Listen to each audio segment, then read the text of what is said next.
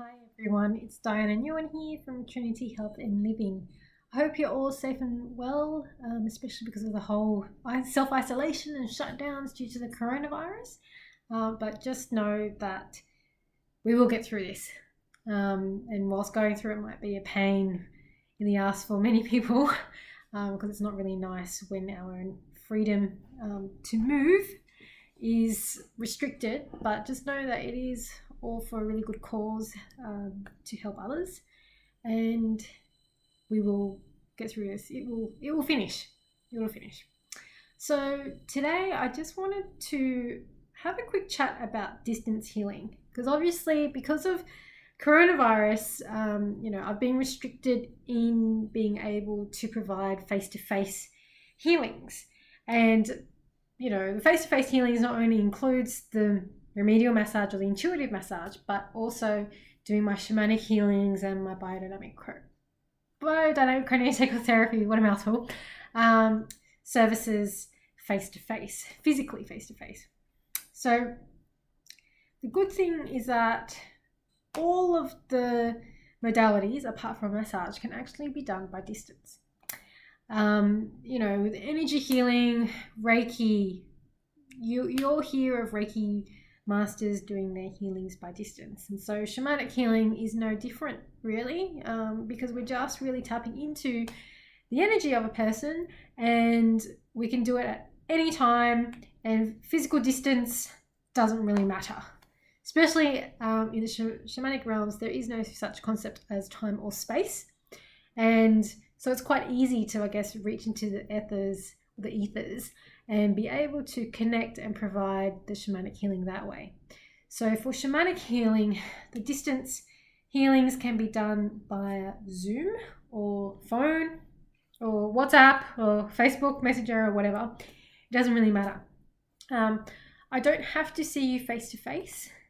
So if you have issues working Zoom, because I know some of us, technology is not the greatest for us, that's fine. We can just do it over the phone, because I don't necessarily have to see you. Because the good thing about me is that my strongest point isn't necessarily clairvoyance. I just feel things. So yeah, we can do it that way. And generally, there's many ways in which I will do the energy healing, the shamanic healing on you.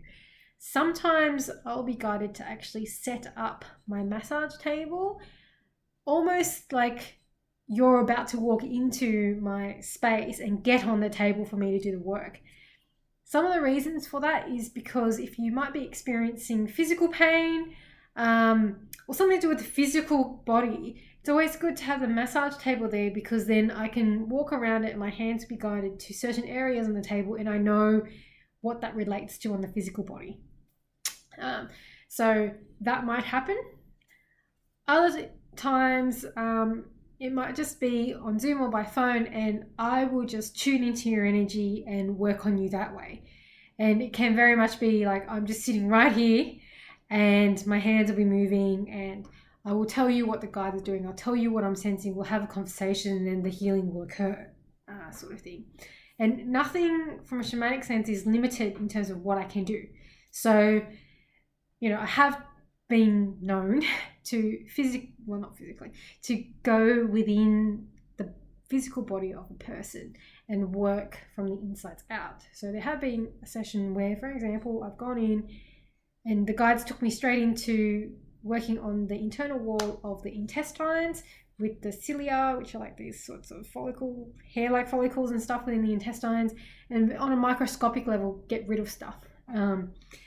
Other times it would just be like working with your chakras or your energetic body or something like that. Receiving light codes, anything. It doesn't really matter. Everything is possible in the shamanic realm.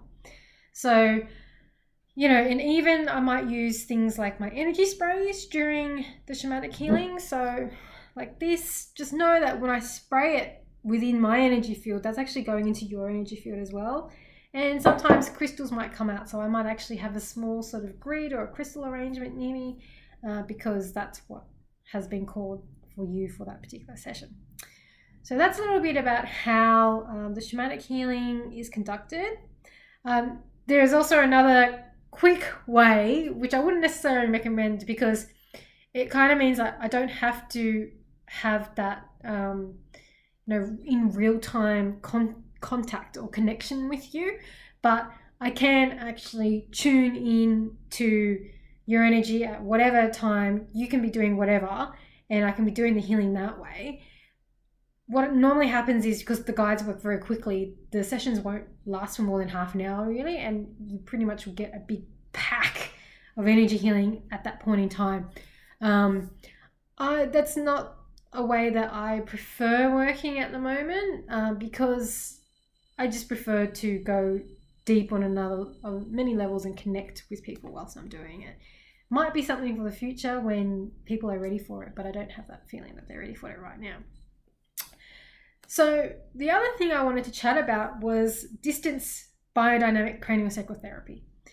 Now, I've been umming and ahhing on this for a while because I've seen some articles of certain craniosacral therapy pages where they've pretty much dissed the concept of distance biodynamic craniosacral therapy. They pretty much said, don't even call it that, just call it distance healing.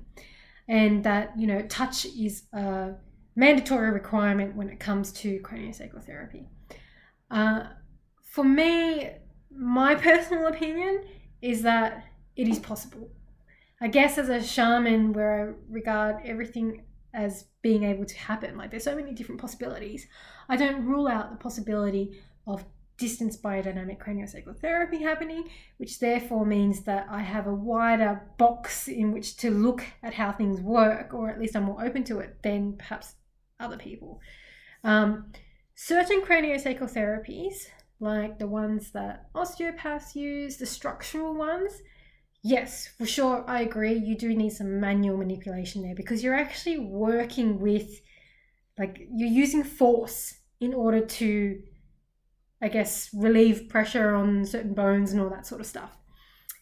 With the biodynamic craniosacral therapy that I do, touch isn't a requirement because I work on all levels. I don't just work on the physical level or the fluid level or the muscular level or the energetic level. I work on all of it, and sometimes it can be all of it at the same time. And so that's why, I can have my hands like this, imagining that I have a person's head in between my hands and my fingers at certain points where they should be. And as soon as I tune into the person, my fingers and my hands will actually move to show me and tell me the movement which is going on in the person physically. So it's almost like I am touching you at that point in time. I can feel exactly what's going on. I can feel what's going on in you physically. I can feel what's going on in you emotionally or energetically, and even expand it in the wider field. Sometimes I can even feel what's going on out there, sort of thing.